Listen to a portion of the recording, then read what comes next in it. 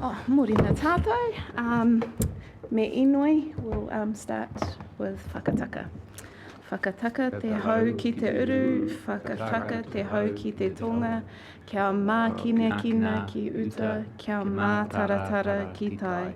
E hi ake ana te ātakura, he tio, he huka, he hauhu, ti hei mauriora. Cease the winds from the west, cease the winds from the south. Let the breeze blow over the land, let the breeze blow over the ocean. Let the red-tipped dawn come with a sharpened ear, a touch of frost, a promise of a glorious day. Kia ora. Kia ora, and thank you, Councillor Ormsby. Now, do we have any apologies? I have an apology from the Chair, Rex Graham. Are there any other apologies? Being no other apologies, I'll move that the apologies be received. Do I have a seconder? Jeff Van Beek. All right, all those in favour say aye. Aye. Carried. Now, the next item on the agenda is conflict of interest declarations. You conflicted councillors need to fess up. Now, this is your last opportunity. No confessions. All right, the conflict of interest will stand as they are. Third item is submissions on the annual plan. Now, I'll hand over to the Chief Executive to tell us what we need to know on this. Thank you, Chair, and Morena koutou. Look, this has been a slightly unusual annual plan consultation because as of I think the 11th of March, when we had our first annual plan workshop with Council, at that time we were not anticipating consulting, and the annual plan was going to be as per year 3 of the long-term plan. As a consequence of the COVID-19 situation and compounded by the drought, Council subsequently made the decision to consult on an annual plan with a couple of variations that are laid out. As a result of the COVID-19 situation, our annual plan involved less face-to-face contact with the public than might normally be the case, and we relied more heavily on social media, particularly the use of 2 public meetings that were live streamed and interactive with members of the public. So as your papers note, we used all available means of media to communicate with the community, including a postcard mail out to 54,000 households in the region, advising them of the impending annual plan consultation. So I feel satisfied that we have met our obligations under the Local Government Act in terms of taking all reasonable steps to inform the community of the annual plan consultation. I myself noted that every time I turned on the radio it seemed there was an advertisement for the consultation.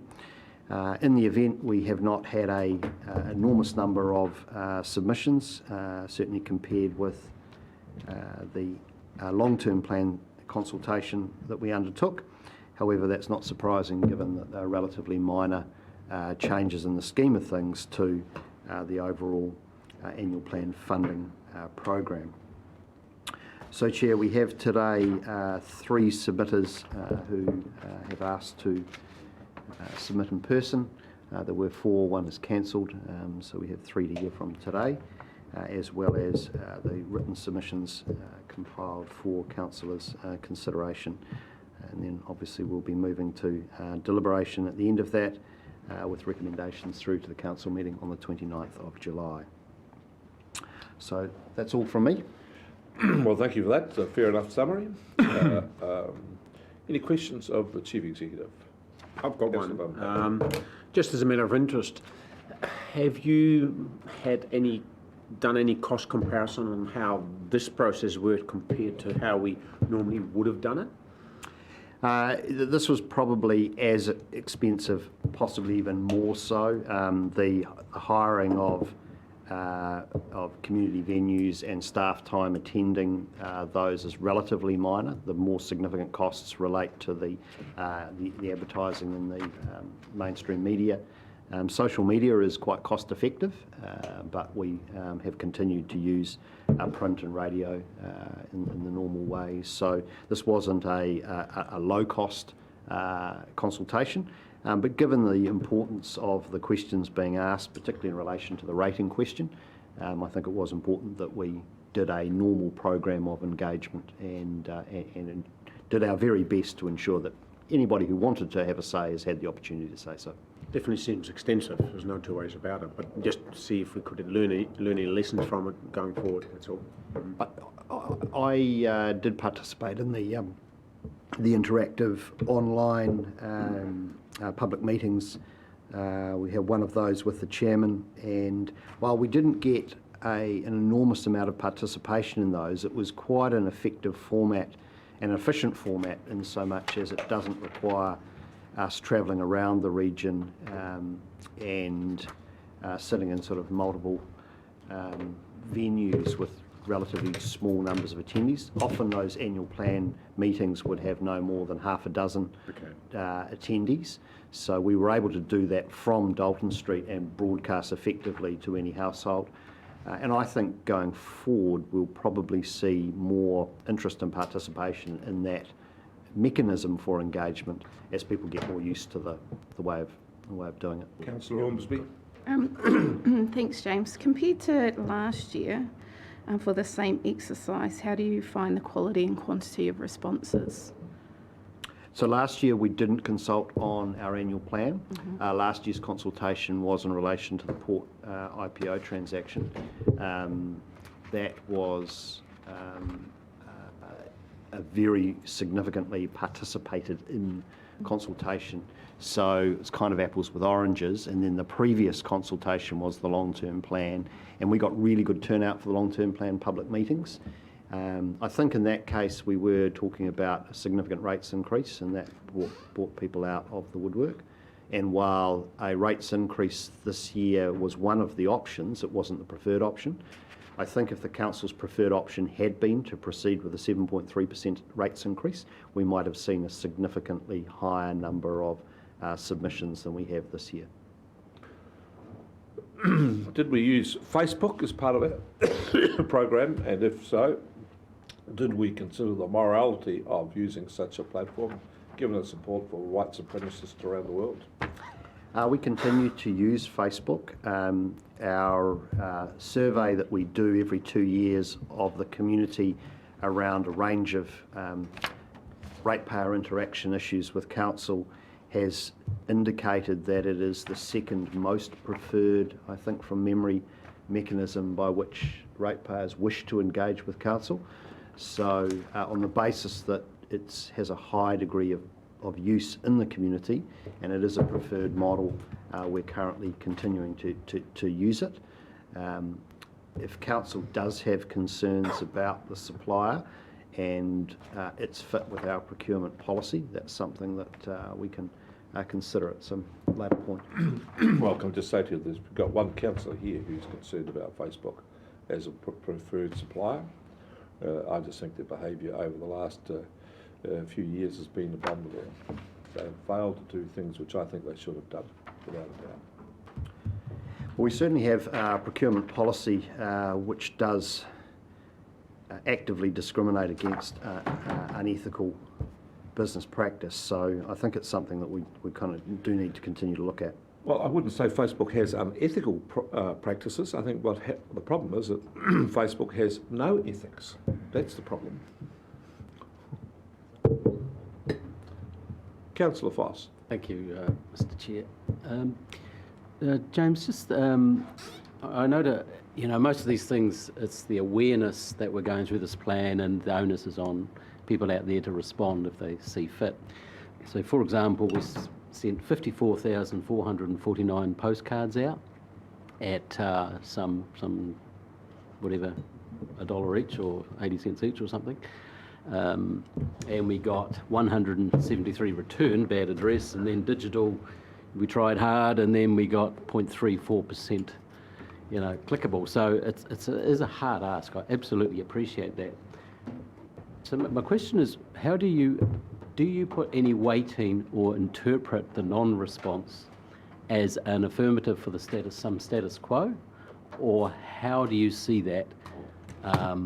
Because some of the commentary, reflects on the submissions or returns, yes, no, options received, but the numbers are so low as a statistical sample of how many are affected. How do you interpret those that have chosen not to participate? I just point you there, that's a value judgment that's should be made by councillors. Chief Executive's role is to bring you the information. Okay, well, I'll rephrase the question. I'm just pointing you out, but I'll let the Chief Executive answer the question, but when it comes to the crunch, the judgment is to be made around this table. Oh, of course. So I'm asking for your comment or any thoughts in that space. Exactly, that's a very good question. I like that one. There you go. And we don't invest in Facebook. So, Chair, I do think the community's had an awful lot on its plate over the last couple of months. There's obviously been an awful lot of disruption to businesses, to households, so plenty of distractions for people. And so this, in the scheme of things, for many households would have been very much a lower order consideration. We've also had some of the territorial authorities, I think actually all in the region, consulting on their annual plan as well. Now, in most cases, they were slightly earlier than us, but it's a double volume of local government consultation occurring within the region simultaneously, or effectively simultaneously.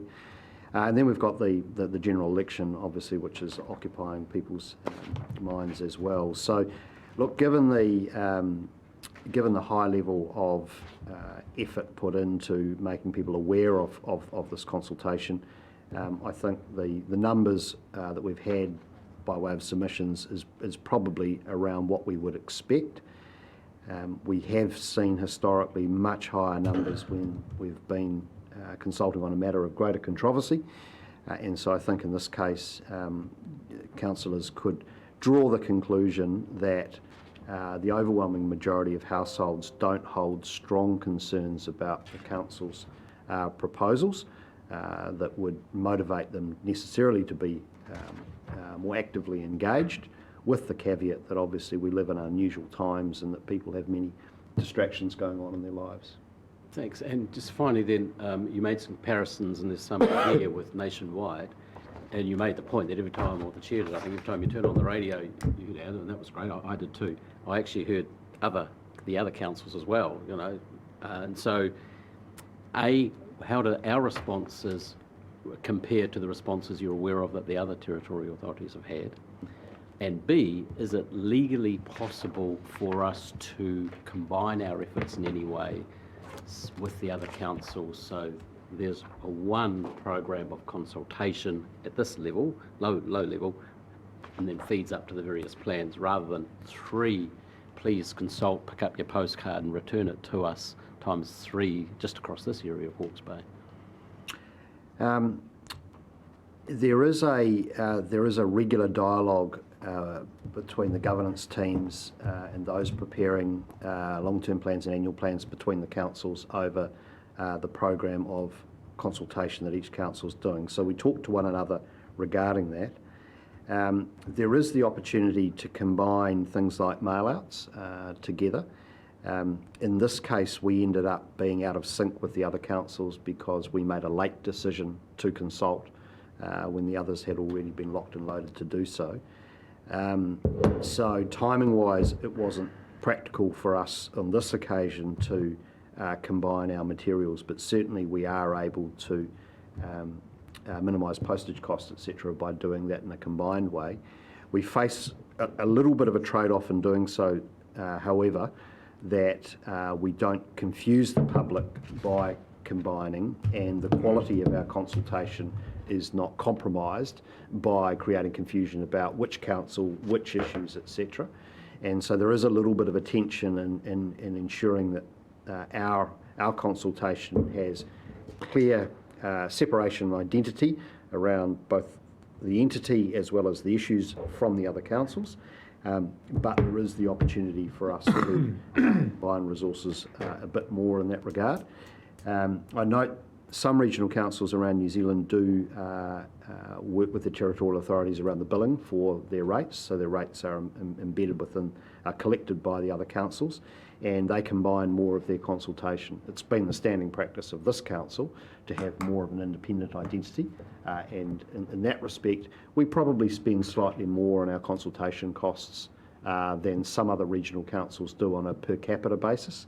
Having said that, the upside of that is we possibly have a stronger identity or separation from the territorial authorities than in some other regions. And the responses to the other councils, any comparisons? I couldn't tell you. I think anecdotally I understand that Napier and Hastings have received larger numbers of submissions, and obviously I would expect Central Hawke's Bay and Wairoa District Council to have a smaller number. Thanks. In answer to your question, could we have a legally different structure for doing this? Yes, it's called amalgamation. It was rejected in favour of having separate identity for councils. And there is part of the political problem we've got with this, is that for a long time, councils pushed back on doing things jointly because they want to maintain their own identity. Yep, well. Anyway, we're getting to 9:15. We've now got our first submitter. It's not our first submitter, I think, just Paul's. We've got Joseph Wirtz here at 9:15, have we not? Yes, we've only got Paul here at the moment, so Jess is just going to check at reception that he's not waiting outside. Through you, Mr. Chair, we've just had an apology from Federated Farmers. They're not going to come either. Do you want to do this? So, Yeah, Will. Come on, Will. Well, what's happening here, Will? I can't. Not like when you were in charge, you always turned up. We're in trepidation of fear for would you a lot like of me them to now. read the It's raining. apology? We're feeling out. Yeah. We're busy feeling out. It just says apologies, can't come this morning, but it says they will seek a meeting directly with staff and elected reps at a later date as our items go to long-term council activities. We would welcome a meeting with Federated Farmers at any time. Oh, but will they turn up? They ask for a meeting, we give them the time, so they don't turn up. Well, Grateful for all the drought recovery. we should send them a bill for the loss of time. I'm happy to jump in there, Chair. All right, Mr. Bailey. Well, why don't you do that, Mr. Bailey? You've got half an hour. Well, there we are. On that first. It'll be long enough. Now, I just want to say to you, Mr. Bailey, I hope you're not going to shout at us when you start. No, shouting's not my style, Chair. Well, Liz, here I was terrorised during the COVID-19 lockdown. I turned on Facebook, and one of the things that popped up was Paul Bailey shouting, "Kia ora!" Goodness gracious. You're an avid supporter of That's Facebook. why you're not keen on Facebook, Mr. Chair. Check their ethics down See the what bottom. you've done there, Paul. I had a beard growing competition with my brothers, so we would pitch in every day. Anyway, as you know, you're supposed to have 15. How many times are we going to give you? 15 minutes? 10 minutes. Well, Minutes, I'll probably won't. we'll need probably to. give you a bit more than that, seeing you've been accommodating with us. But Thank the more you. time you spend talking to us, the less time we've got for questions. Yes. So over to you. Yeah, look, thank you for the opportunity to present to the annual plan. No doubt you would have read my submission. I tried to keep it nice and short for everyone. But what I wanted to chat about today, because as you had the discussion before, it was pretty straightforward. There wasn't anything too controversial. But what I want to talk about today is something that is a little bit controversial because it speaks to the shovel-ready projects, and especially this issue you've got, which you're now calling water security, and the challenges you have with that. I can certainly understand the direction that you're going on the Heritonga Plains. I have trouble with what's happening down in Central Hawke's Bay with the managed aquifer recharge, because at the end of the day, you've got other, you've taken the map down, but if you look at the map of Hawke's Bay, there's many other areas, Prongahau, Flemington, Aramoana, Marae Totara, Sheridan, Rissington, Pātoka, Puketitri, Tutera, Putarino, Putitri, Morieri, Mahia, Nuhaka, and Ahuka. These are all areas that you're not talking about that also are going to have issues with water security in the drought and with climate change. And I know that the Future Farming Trust that's probably going to sit in their basket of things to be dealing with. But as a council, you're talking a lot, there's a lot of press releases and publicity goes on about managed aquifer recharge and off river dams and Hiratonga to deal with the issues there. But what about everywhere else? You're elected to represent the whole of the region, not just two particular areas.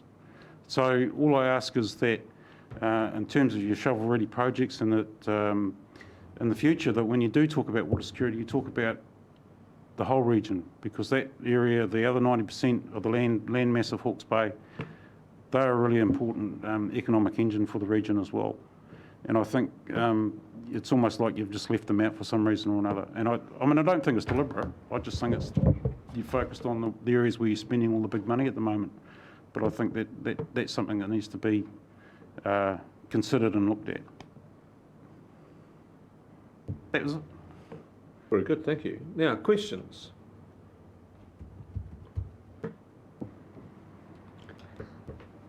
Councillor Foss. Thank you. Mr. Bailey, have I got the right submission when you referenced the port dividend? Yeah. Yes. Yeah, Yep. that's great. So I understand the previous council, when it went through its considering of floating of the port, would have considered those matters, and the port being a totally separate entity, of course, would like as much revenue as possible around the table. But it's do you have any further comment to that? Because, I wonder if the council has given any thought that if the port had a change of heart, there was to be a dividend, we could make a commitment that this is put towards the debt reduction. You just want to expand on that a little bit more, but appreciating that they are totally independent, in fact, 2 lengths away via HBRC, etc. Yeah, absolutely. I mean, because the way I look at it, what you've done in the annual plan is that you will be increasing debt simply to cover the loss of revenue from the expected revenue from not only the port dividend but also your investment returns, which is, hey, that's the way the world is at the moment, and that's fine. But if the port, for example, finds that it's going to pay a special dividend or it's going to pay a dividend at the end of the year, which, I mean, they've announced they haven't, but if they change their mind because they find that things aren't quite as bad as what they thought and they do pay a dividend, that instead of that just going back into funds, that it's actually used to repay that debt that you're incurring to cover the loss of the port dividend. And similarly with investment return income, because that's going to fluctuate and who knows where that's going to end up. So that's, and that's one of the risks you take when you put your money in those, invest your money in those areas. Sure, so more allocation of those proceeds as opposed to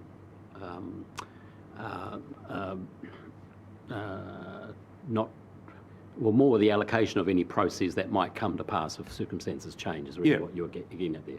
Because the expectation is without the dividend, you're going to increase debt to recover to pay your ongoing costs, and that's fair enough.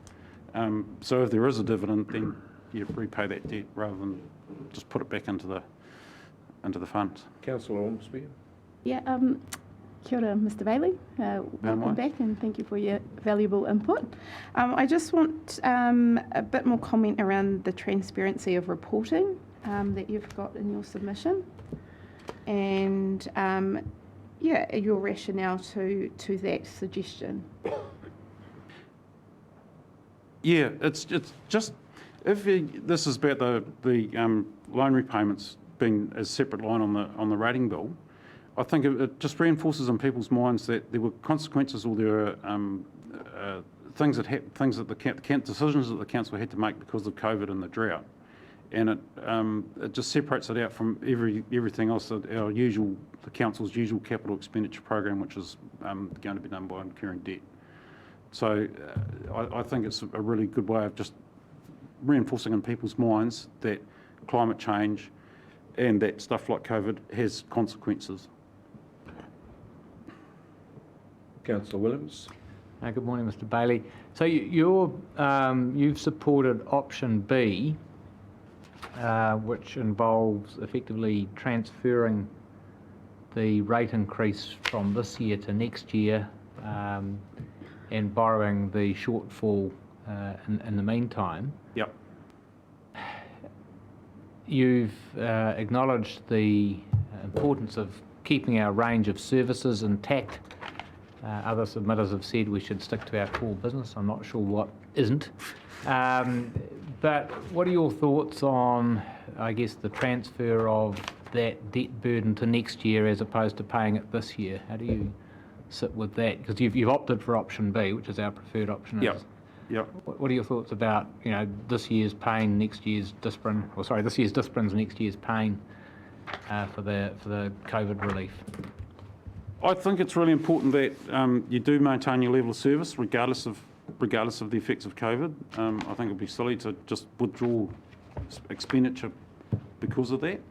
So in that respect, I have no problem with incurring debt to actually maintain those level of services for the period of time that's required or mentioned outlined in the plan, and then transfer and then having repayments next year or from next year. Any other questions of? I mean, the work that you guys are doing is way too important just to put on hold because of something that's way beyond your control. You've got the balance sheet, so why not use it? Thank you. I just make up one comment for you. You say the port didn't pay a dividend this year. The port has 2 dividends a year, an interim dividend and a final dividend. Yep. And the port has decided not to pay out its interim dividend, the half-yearly dividend, and has told investors that it will apply its dividend policy at the end of the year, which is to pay out range between 70 and 90% of available cash. The directors have yet to make a decision on that. Oh. So that there is an expectation that the port will pay out a dividend, but its interim dividend, the half-yearly one, it did not. I've got to confess, Chair, that I had the benefit of having a chat with Alison McLeod in the Mitre 10 a couple of weeks ago, and he did express that to me. So yes, it was an enlightening chat with it was an enlightening chat, and it was That's after very I'd good. submitted this. Yeah. I wouldn't expect anything less. All right. Follow-up question, Mr. Chair. What did Mr. Bailey buy at Mitre 10 after his discussion with Mr. McLeod? No, don't worry about it. If I recall, it was actually some nails and some glue. Yeah. Fair enough. All right. Well, that's very good. Well, all right. Well, Boarding's up. No, I've stepped away from all that, Craig. All right. Yeah. okay. Well, all right. Well, thank you, Paul. Good to see you again. Good to see you looking well. Oh, fit in well. Yes. Good. No worries. All right. Thank you. And we thank you for your interest, and we thank you that you're the only person who made it to the line to make a submission. Yep. Everybody else has fallen by the way. And look, can I just say before I go that I really appreciate the leadership that not only you guys but all the territorial authorities showed during the COVID crisis. I thought it was really, really well done. You communicated really, really well. The fact that you had all those meetings that were online was excellent, so that people could see what was going on, and you had some really good discussions. So I really do appreciate that. Thank you. Thank you. Well, Thank you. That's high praise. Oh, it is indeed. That's exactly right. All right. Thank you, Paul. Okay. Well, then we've done our submissions. Could I just make an observation? Mr. Wirtz appears not to have, we haven't heard. Well, those time has been and gone. Mandy's just going to double check the foyer before we move on. Time has been and gone. And we just need to resolve to consider all the verbal and written submissions before then moving on to the deliberations. I get that. That's all right.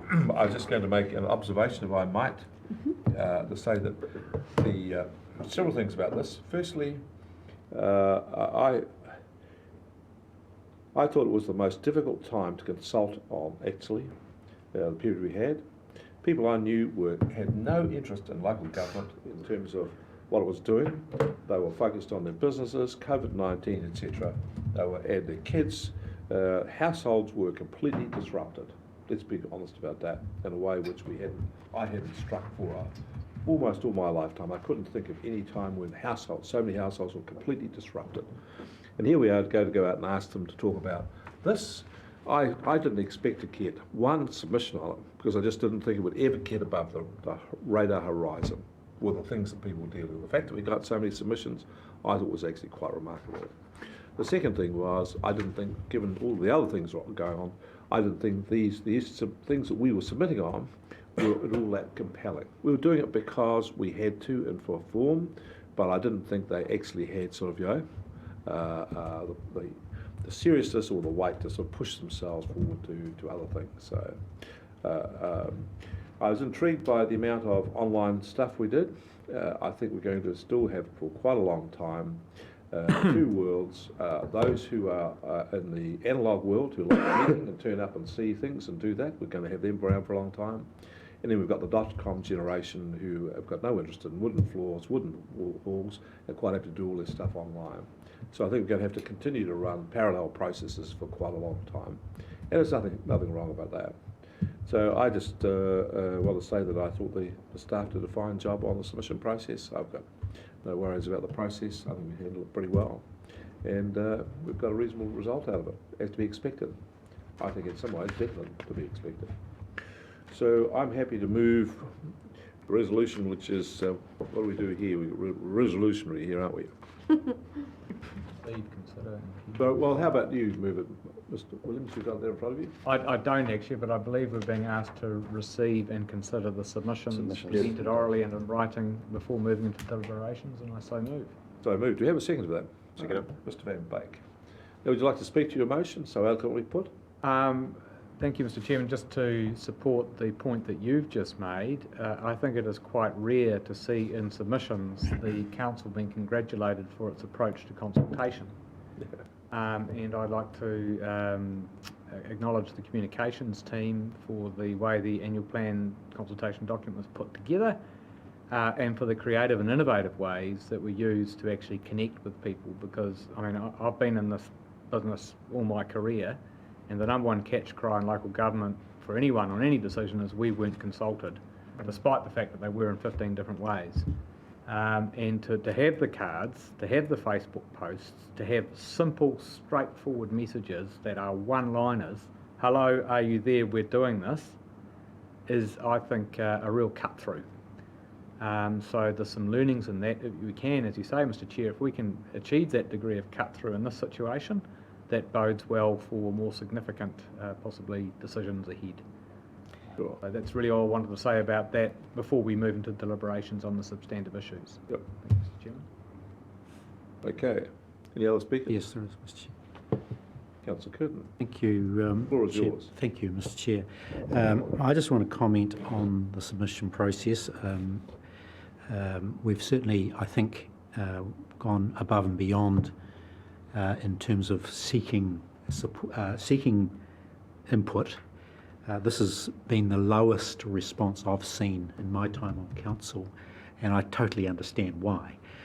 The problem that arises though as a result of a preoccupied public or preoccupied ratepayers is how much weight do we put on these submissions received? Is it fairly representative of what the broader public actually feels? So that's the conundrum we face. So we're left with the views and judgments of councillors at the end of the day to work through that and to determine on behalf of those people that may have made a submission what they truly felt about the issues. So we're up to that point now of deliberating on the knowledge that we do so in if you like, second guessing what that those views might be. So very pleased with the process. I think we've done a good job on that, but the real crunch comes with a long-term plan which we are about to commence any day soon. All right. Any other comments? I'll put the question. All those in favour will say aye. Aye. Contrary, no. Carried. And that brings us on to item 4. That's right. Chair, just before we move on, can I just correct a statement I made earlier on in response to a question from Councillor Foss? It is correct that Wairoa District Council, Hastings District Council and Central Hawke's Bay District Council have all completed their annual plan consultations, but actually Napier City Council is still in the middle of theirs, and indeed their submissions close tomorrow, and they're holding their hearings on the 12th and 13th of August, so they are a month behind us. So 3 were before us, 1 behind us, and the only numbers I've been able to find in terms of submissions is for the Hastings District Council's annual plan consultation, which was 43 submissions. Thank you very much. So just on the annual plan summarizing history and the way I read this resolution, we're basically, item 4, we're basically covered off as well, haven't we, Leanne? I don't have my papers with me. No, sorry. So we've said that we're going to consider the submissions, but now we need to, But now the resolution says that we're going to consider and decide on the rates approach. I thought that was all, I thought what Councillor Williams' resolution combined both of them. No, that was just in relation to the that was just consultation, the submissions received. So the submissions have been received and noted, and we now move to deliberations on the rates approach, which is...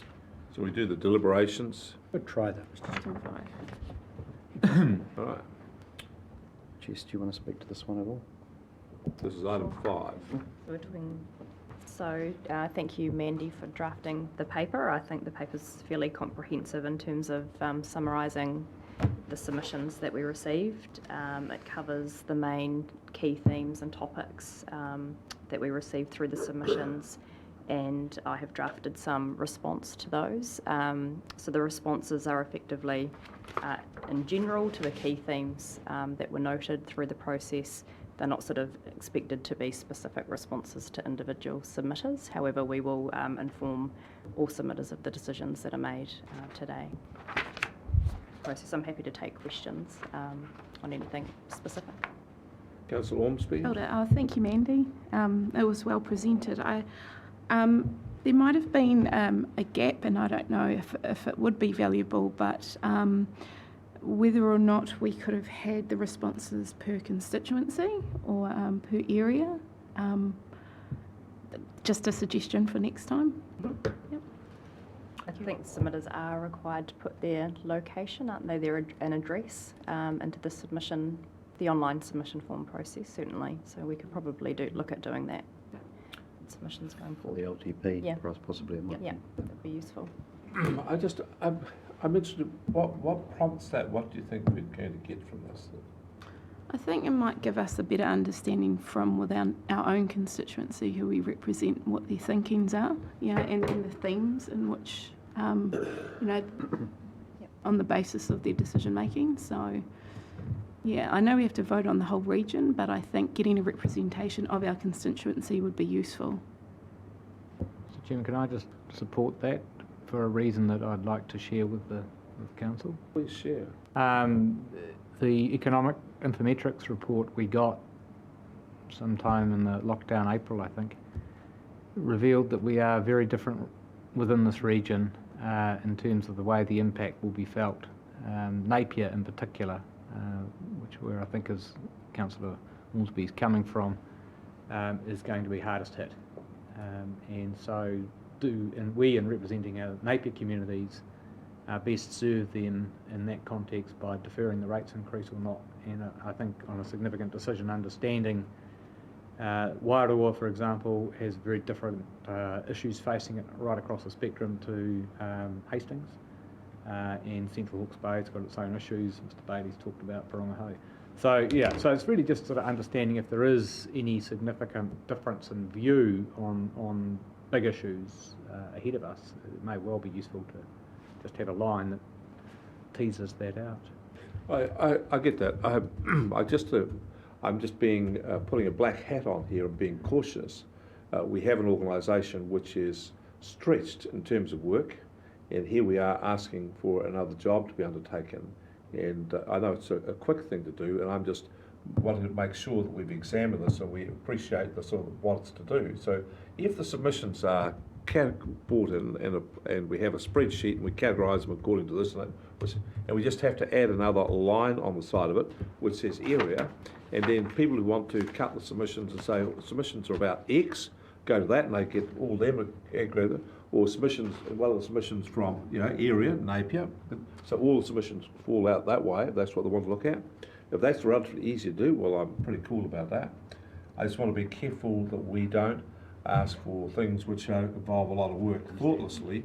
That's what I'm just testing here. Not unreasonably, I don't think. Thanks.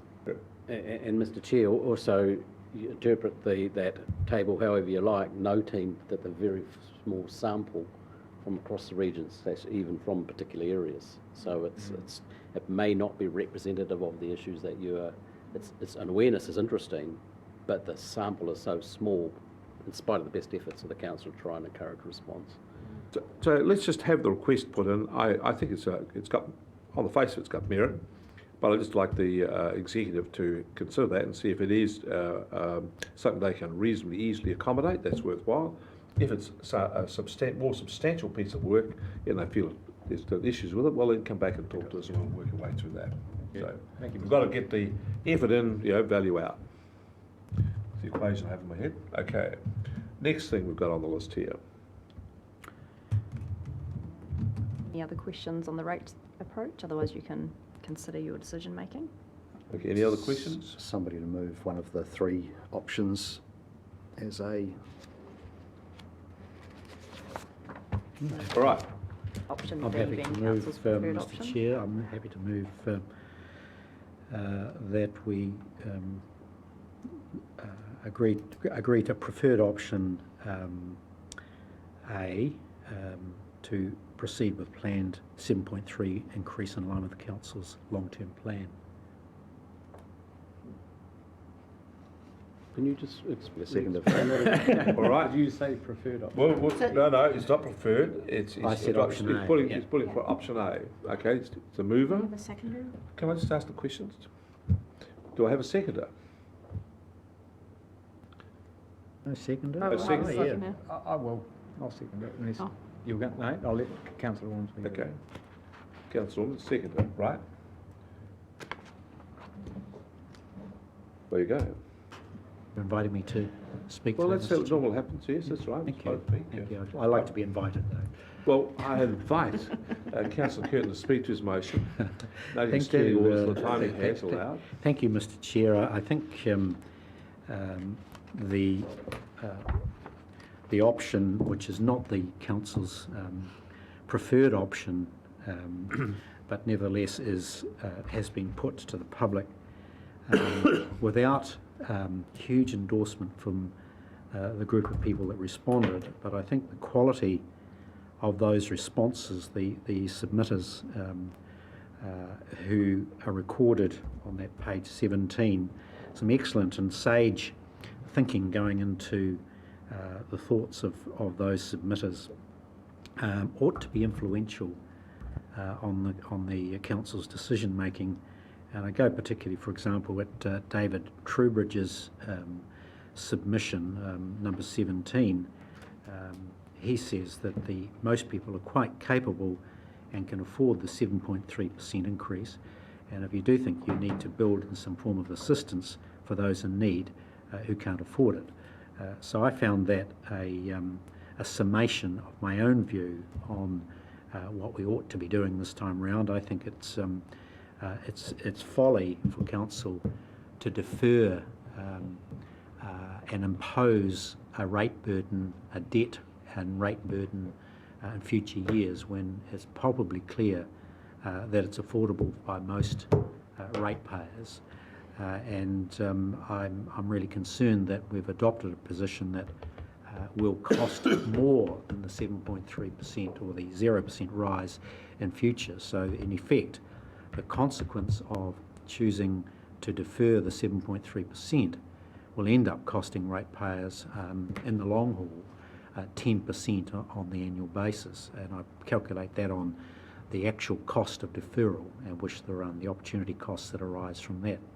So I think, Mr. Chair, a few things influence my decision thinking on this, is that the status quo, sticking to our current plan, the actual impact on most households draws inevitably to a conclusion that we ought to really rethink the preferred option and take into account the consequences for out years going forward. We've got the opportunity to reset in the long-term plan, but I think for the current year we ought to proceed as per the plan, when in fact the full economic effects won't be felt for a vast number of ratepayers in the 2021 year.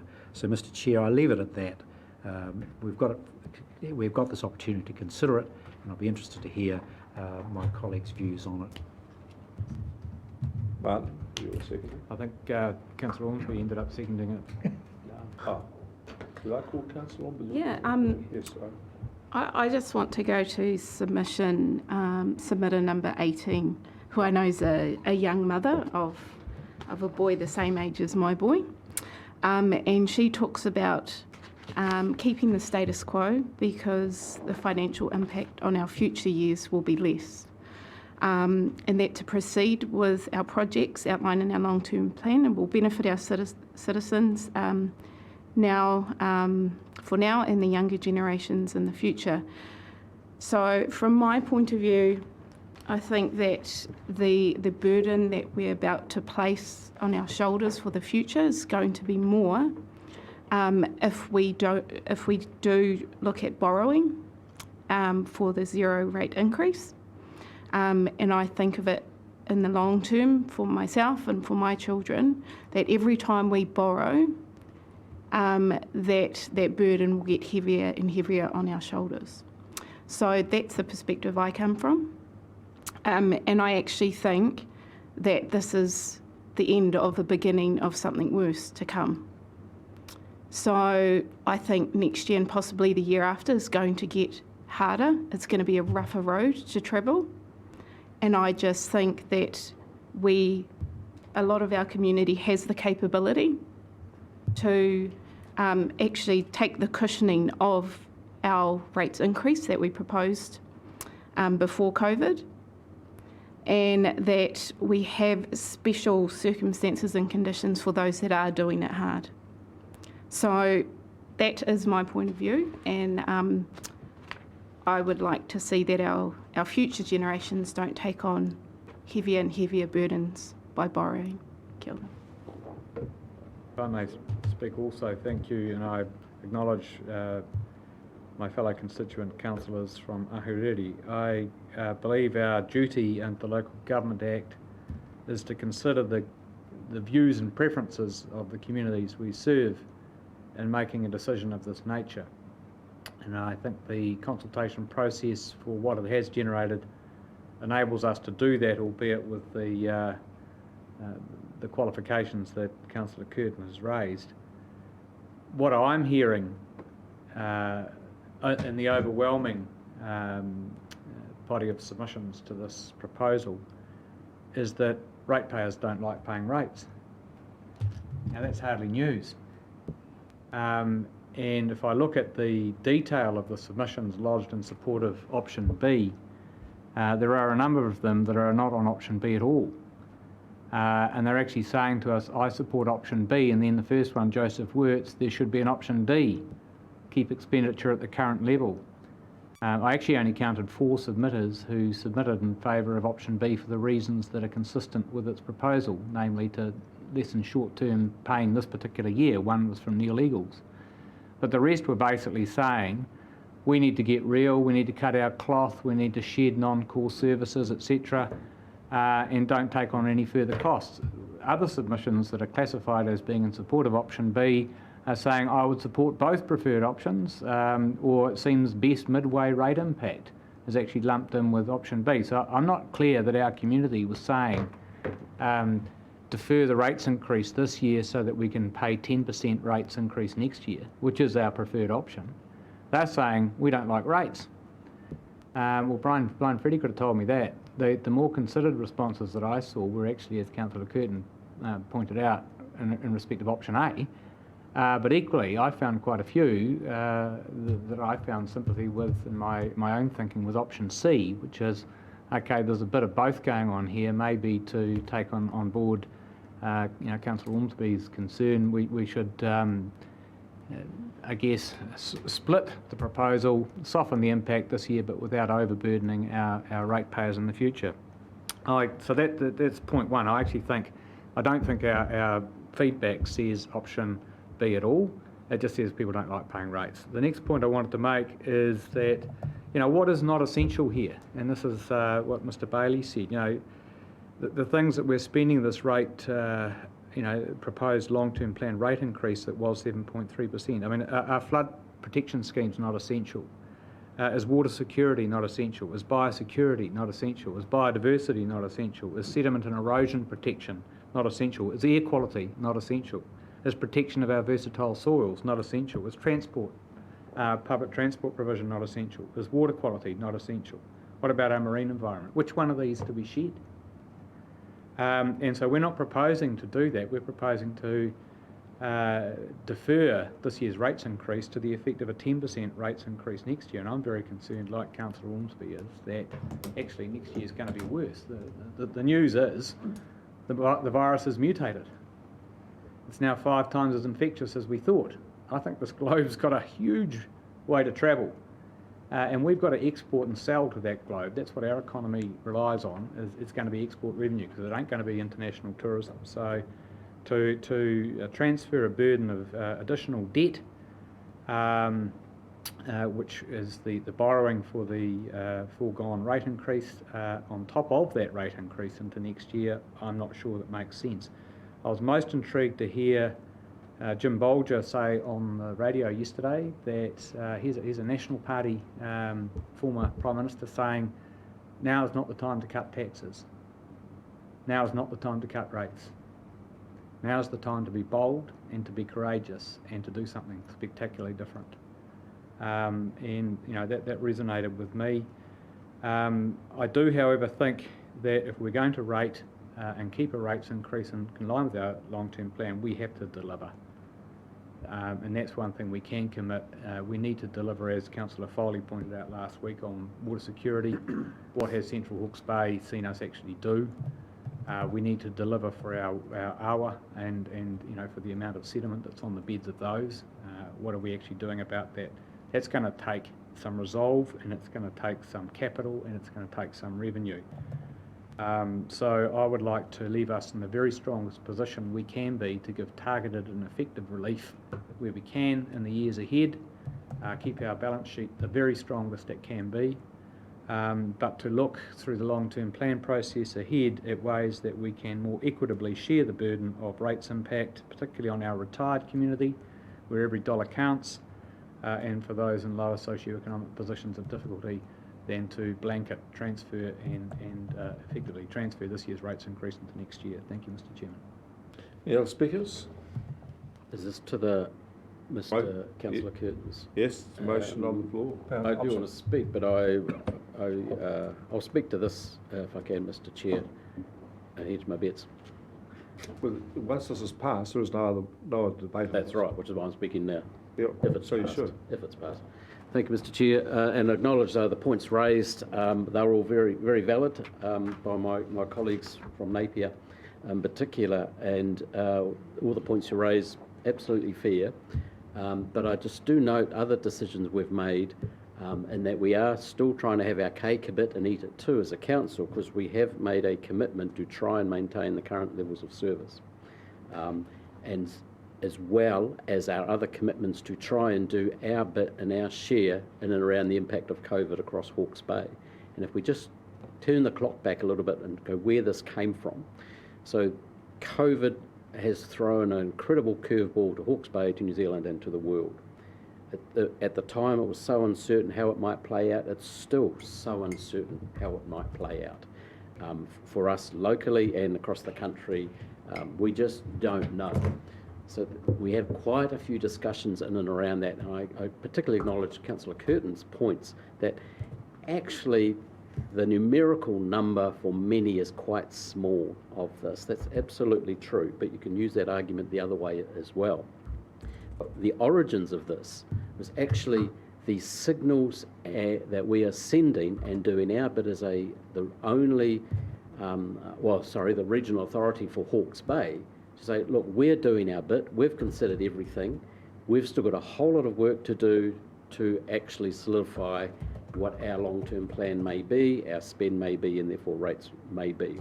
There's a whole lot of other moving parts going on, such as our investment portfolio moving around, such as the review of our treasury policy, which is undertaken right now, which will at least give this table more certainty to make more informed decisions in and around its revenue and its expenditure.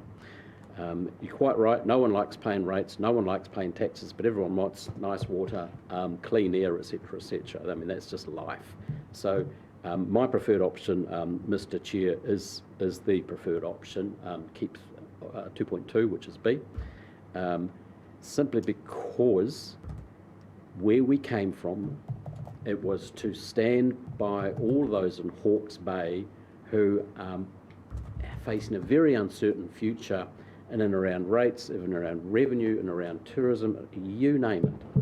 And so we've asked our officials to A, make sure Hawke's Bay Regional Council is cutting its ratepayer funded cloth the best way it can, to have another look at any unessential items, to do its fair share.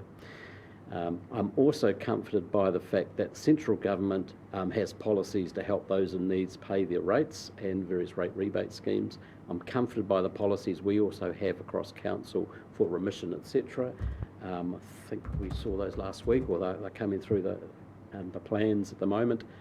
So for those reasons, Mr. Chair, I would not be supporting Councillor Curtin's formal motion there endorsing option A.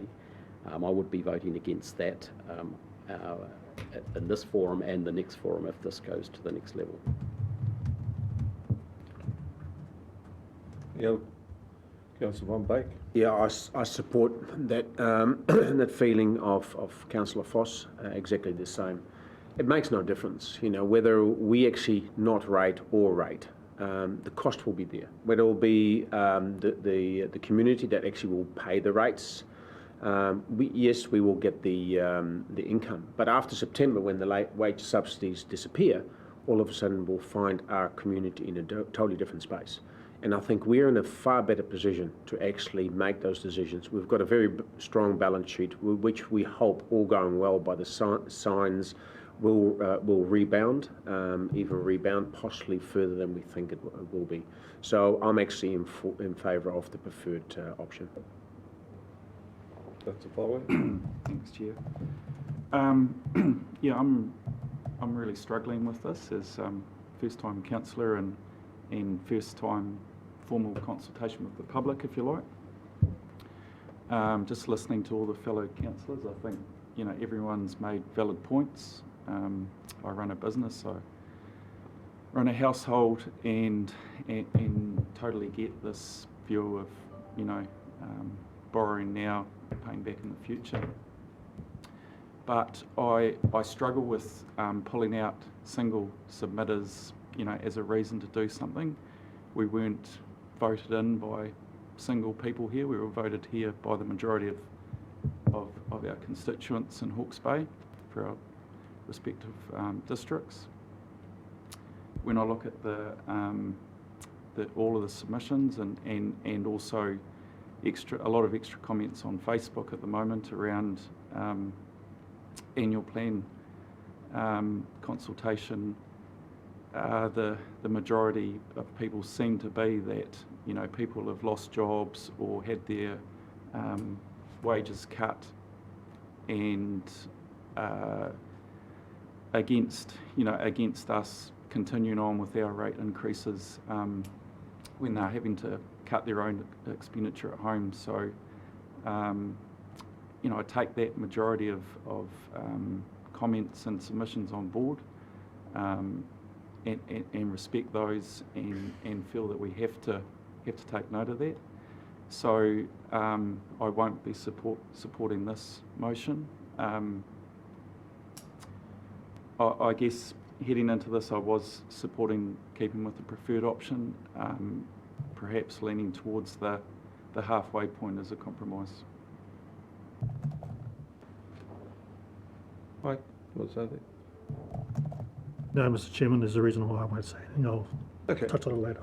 Right, well, I'll say something. The thing is that I'm going to oppose the motion, and I'm going to support the preferred option B. I do so because all of the issues we raised about borrowing, about the shift of the debt, were things we as a council went through before we came up with a decision to hold the rates. Nothing new has come before us in this consideration. So if there had been something new and stunning, I'd have thought, wow, we made a mistake. But all of the issues we canvassed. The second thing, which I think is really, really important, we've made a clear statement to the public that we're going to hold the rates. Unambiguous. And if we turn around and now put the rates up, the public are going to say, you lied. That's what they're going to say. Another bunch of politicians who lied. Well, I ain't going to be in that camp. I made a considered decision to hold the rates for all the reasons that we did, and I'm going to stick to it. And I'm going to stick to it, and if that's where it goes down, well, I'll stick to my word. I'm not going to go and have people tell me, you lied. I just think the fact is, we've had very few submissions on this in terms of the total numbers of people represented. The public's view will overwhelmingly be that this council is going to have a zero rate increase, because that's what we told them. Now, to change that ground, you're going to have a really compelling reason. And the reasons that have been put out here, I just think of the reasons we went through, we had the discussion on it. And to be fair to Councillor Curtin, he has stuck to his view all the way through. He has been completely consistent on that, and I admire that. So, but I just don't agree with him. And so I'm going to vote against this. I'm going to support option B. You've got the right now to thank close you. the debate. Thank you, Mr. Chair, and I thank you for your comments. I think we end up, though, at a point where those undertakings, the rush of blood to the head, has resulted in this council, as you've articulated, having the appearance of offering a zero rate increase when in fact it had not done so formally as a council. So we're boxed into a corner, or some of us were boxed into a corner by those statements, and that's a shame, because it's very clear that the whole thing is somewhat of a smokescreen. There are optics at stake. It's not the issue that's at stake. There are some public perceptions and optics that need now to be defended rather than coherently argued. And I'm with my colleagues from Napier on this, that there's some strong headwinds coming, particularly for those businesses in Hawke's and Napier which are exposed. So I'm very concerned that, in fact, by this time next year, they'll be facing a burden which they will be very concerned about, and I'm sure that there'll be very vigorous submissions at that point.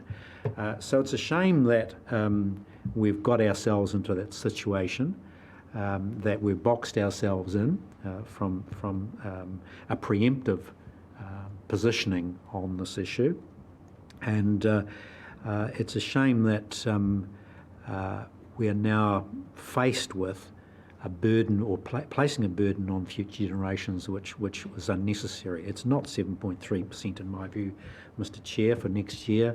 It's significantly more than that, because we've agreed to maintain the level of service, and that those services we agree they're essential. We're now walking away from good governance by not raising those rates. The essential services that the ratepayers are funding ought to be funded in the year in which they occur. These services will be delivered in the 2021 year. They ought to be rated accordingly. To foolishly and foolhardily, in my view, walk away from an important tenet of rating and taxation is unfortunate. All right. All those in favour of Councillor Curtin's option A, please say aye. Aye. Those against, say no. No. Lost. Shame.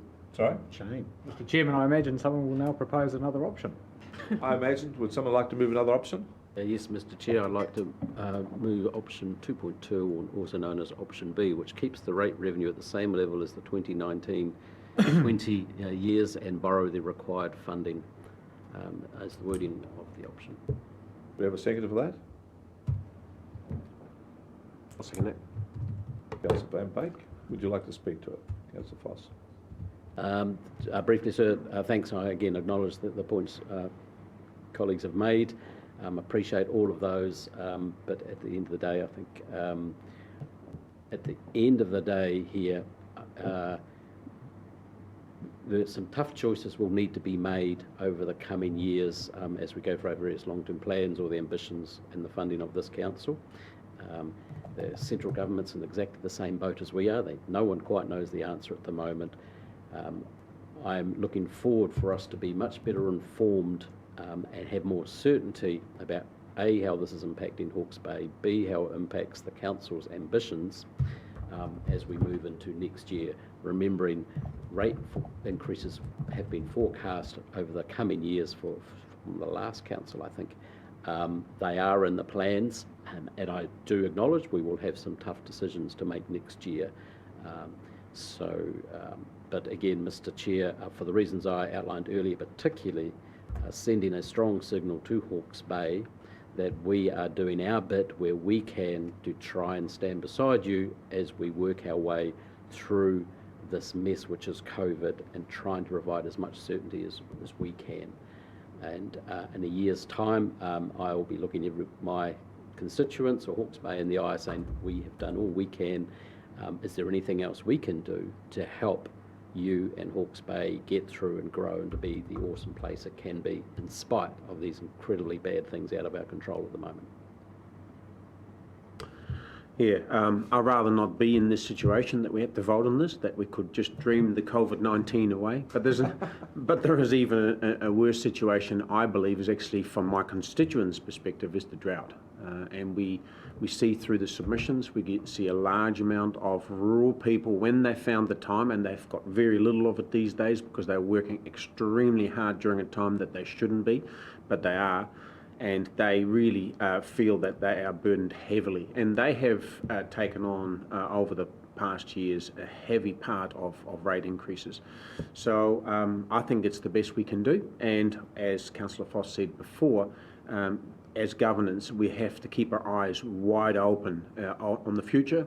And we may have to make these kind of decisions again in the future, just to make sure that we support our economy, but also our environment here in Hawke's Bay, and that's our core business. Other speakers? Yeah, Chair, I'd just like to thank you for your valued comments, and I think probably summed it up for me. We did put out a clear direction that we would stand by our people, and I think we do need to do that in this time. So I'll support Councillor Foss's motion here. I think long term there's a bigger discussion here, and it is the long term plan. There's definitely amongst the submissions and comments, there's a perception, well, there's the acknowledgement that there has been the large rate increases the last 3 years, but also a perception that there's been nothing extra in terms of level of service or achievement, if you like, to what those people have seen from the regional council. So I think we need to, I guess, address that in whatever way. Is it what we actually are achieving, or is it our communications? So look, I look forward to the long-term plan beginning, and I think we will have some hard decisions and no doubt healthy debates coming up. Thank you. Councillor Williams. Thank you. I remain, albeit with mixed feelings, obviously. I think we've all probably got about this, where I was in supporting Councillor Curtin's motion. The one point that was troubling me, or one of the points that was troubling me, was the point that I think, with respect, Mr. Chairman, you've over-egged in saying that we lied. What we put out was, but nevertheless, message received by community, they're looking at a zero rates increase. Yeah. And that's what they would have got. But the reality is here that what we actually put out was a preferred option. And it was our statutory obligation coming into this process to keep an open mind. I did that. I didn't go into the paper and say that we're going to have a zero rates increase. Someone else did that. We charged the staff with investigating options for a zero rate increase. That's what we actually did, and that's what I actually voted for. Having considered the implications of that option, I need to do what I believe, having kept an open mind, what is right, not what is politically expedient. And if I get hung for it, so be it. But I'm not going to do what I believe just to be politically expedient, because the Act requires us to set a proposed option. And I'm not going to sit here and vote for next year to have a 10% rate increase. I'm just not going to do that. So I'm voting against the motion, despite the misgivings I have at a personal level about the way we necessarily had to represent our preferred option to the public. Thank you. Councillor Curtin. Thank you, Mr. Chair. I just want to make it clear that support for this option is a reduction in services next year. That's the consequence of this. The reality is that those rate rises are now concertinaed to the point where we will be looking at a 13 to 15% rise in rates next year to maintain current levels of service. That's not tolerable. It's not tolerable now, and it'll certainly not be tolerable for the community next year. The worst is yet to come in terms of the economic impacts. It's not possible for this council or central government to shower taxes and rates out in the community without ultimately someone paying the price. The central government has committed billions of dollars, but there is a reality someone has to pay. And it's a little like rates around this table. Our ratepayers will have to pay for a decision to defer now. Mark my words, this is a cut in services for the out years. And I'm saddened to think that we'll be sitting around the table next year having to make that decision to cut essential services on issues such as climate change, water security and the like. Securing our environmental future is overrides the issues around, if you like, keeping faith with a rush to the head in offering something that should not have been offered to the community in the first instance. So I can't support this recommendation, Mr. Chair. Councillor Oxby. I recall the last decision I made and voted on for the rates approach for 2021 was that our staff go away and look at options for us to decide on, including a zero rates increase. I don't recall deciding or voting on a 0% increase of rates. So I just want to make that clear. Although a message was sent to the public, that's what I recall making a decision on. So now we're at this point. I think a double-digit rate increase next year will not go down well, and I feel really uncomfortable about that. We're going to be in a tough situation this time next year if we're at a double-digit rate increase. So in that sense, I'd have to go against the option B for the preferred option. But I would like us to consider option C. I know that's not on the table right now, but that is a midway point that I'm interested in us all discussing. Thank you. Mike? Thank you, Mr. Chairman. Yes, I think it's unfortunate the optics of the communique around a zero rate rise was not helpful, because in the public's mind it was passed. Council did agree to it. Councillors agreed to it. Unfortunately, that's what they received. That's the message that they ended up receiving. The other part to that whole conversation at that time was not only the COVID situation, but the drought. We were right in the centre of that drought period. And we understood our farmers, especially in central Hawke's Bay, were going under extreme difficulty, especially in regards to costs around trying to find feed over and above everything else. I do take the point of Councillor Williams. There is never a good time to have a rate increase, even in a good year. Our ratepayers, they push back against it. Well, now, why are our rates going up? We're not getting the services the services we require now. What will change by giving a rate increase? The other part that stands out for me is the health of Hawke's Bay Regional Council's balance sheet. It is extremely healthy. There are a lot of people out there hurting. And once again, the optics of sitting on this treasure trove while others are out there hurting. Is it the right time? I question the point around a double-digit increase next year. If you look to make up the shortfall 1 year, yes, it will be. But who says it has to be over within a 12-month period? No business would actually turn around and run its business in such a fashion. It would always look to manage its debt expectations over a longer period of time as possible.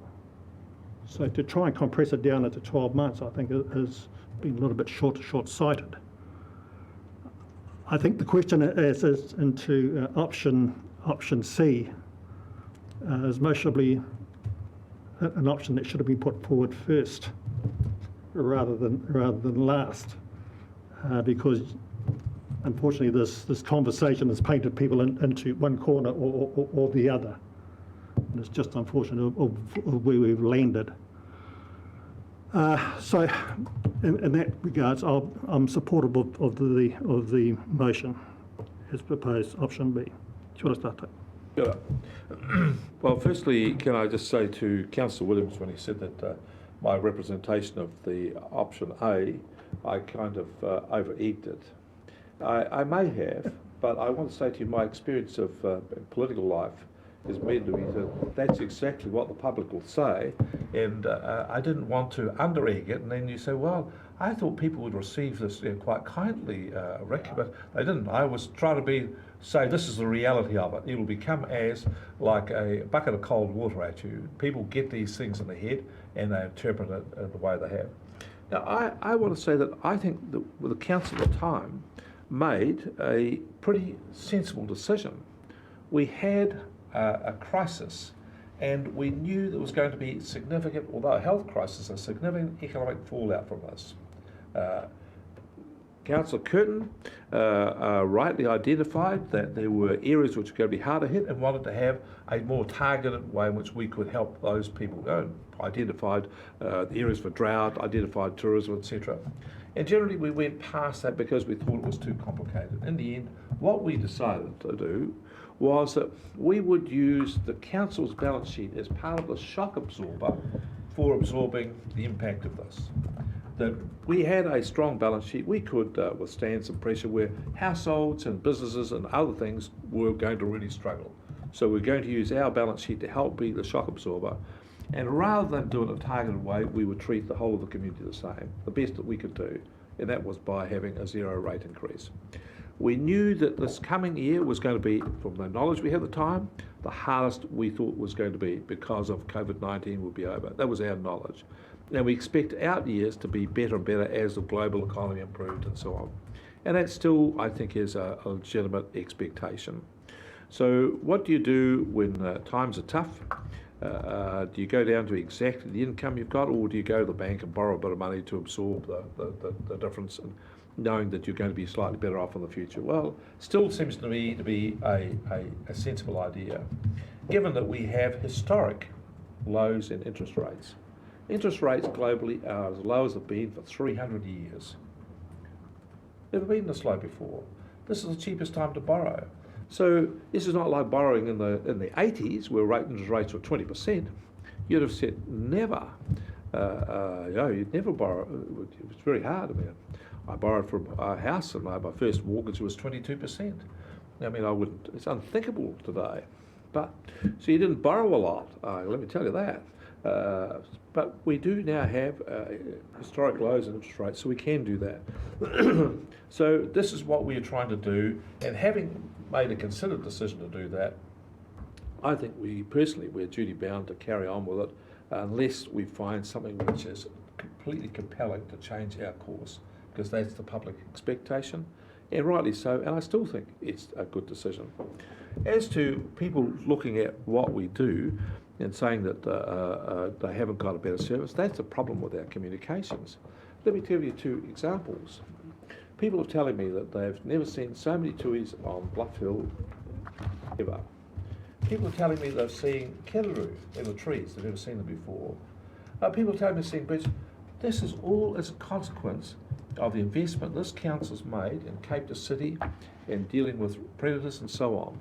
We are doing a fantastic job, but people don't draw the line between the birds and the work of their regional council. If you go around and look at a lot of the streams, the riparian planting that's gone on, people look at that and say, gee, that's looking really good. But they haven't drawn the line between the regional council and the riparian plantings. There's a lot of lines that haven't been drawn here, and I just think we're going to have to be better at improving our communications and telling our story. How we do that, I'm not quite sure yet, but we have done this. The other thing I think is really interesting about this is that I welcome new councillors to the world of tough decisions. You've come whack into a wall on this one here, and let me tell you, you're going to have a few bruises out of this, but I hope that you learn some very good lessons to carry forward, and all the time that you hope to be in politics as a thing to think that when you're making decisions, you will have to think very carefully in time how these decisions and these perceptions transport into the future where you're looking to do something else. I just want to say to you, this is, I think it's a lesson which everybody's going to get through and lose no skin, but I just think it's an incredibly valuable lesson for new councillors. I like the point that Councillor Foley made, I'm struggling with this. Well, you'll struggle with this, and I get that, but I hope that you all reflect on this after and say, right, I now know the status, the environment in which I'm making decisions. I now know to be cautious about this, optimistic about that, to manage things in a way which you feel more comfortable with. This is, I think, a really good lesson, and hopefully you have a few more and you get through them as comfortably as you do with this. This is good stuff. Do you need an extension of time, Mr. Chair? I'm going to invite Councillor Foss to close. No, Mr. Chair, thank you, and thank you everyone for your contributions. I don't have much further to offer other than, again, I've reflected and I've taken on board what everyone's thoughts, and as well, and so I'm still very comfortable with my moving of option B to keep rates revenue at the same level as 2019-20 and borrow the required funding. That's the resolution. All those in favour will say aye. Aye. Contrary, no. No. Carried. Thank you. Okay. What's the next item on the agenda? Do you want to have a cup of tea now? I think we should have a cup of tea. Chairman, can I just acknowledge the constructive, well, I was going to say collegial, but courteous discussion on an important issue around this table. I think that we can, as you said, Mr. Chairman, confront the issues in front of us in such a manner that will stand us in good stead. Oh, I feel uplifted by that. I thought I agree with you, because we had some two completely conflicting ideas, and I thought that the council did itself proud in the way we went through that. Yeah, no question about that. We've learned our lesson, Mr. Chair. We've learned our lesson. We won't do it again. Go get a room, you two. Let's have a cup of tea. Training wheels on a bit.